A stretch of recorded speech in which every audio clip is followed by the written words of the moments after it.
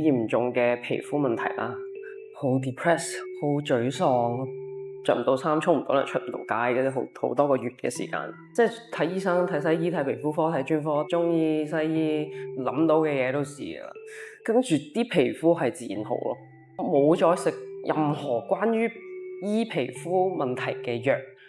2個月內啲皮膚好咗70%，半年內咧都好咗90%，真係好神奇嘅。嗰陣時隻手係爛晒噶嘛，流晒血咁樣噶嘛，成日呢度爛得最勁嗰啲冇晒，有牛皮癬啦，跟住再濕疹啦，無論夏天冬天都要搽嘢咯，搽到都唔知搽乜好啊！食藥又試過，睇皮膚科試過，就係上年開始到而家啦，AK 開始咁咪冇晒事咯。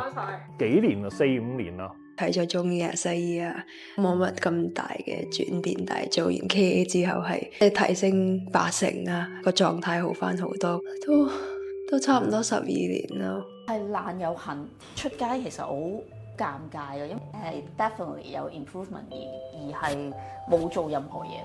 你每日喺度拗咁樣，爛咗嘅皮膚係已經完全唔再係發炎嘅地方。我食類固醇係會喺屋企嘔同埋屙嘅，即係同埋暈嘅。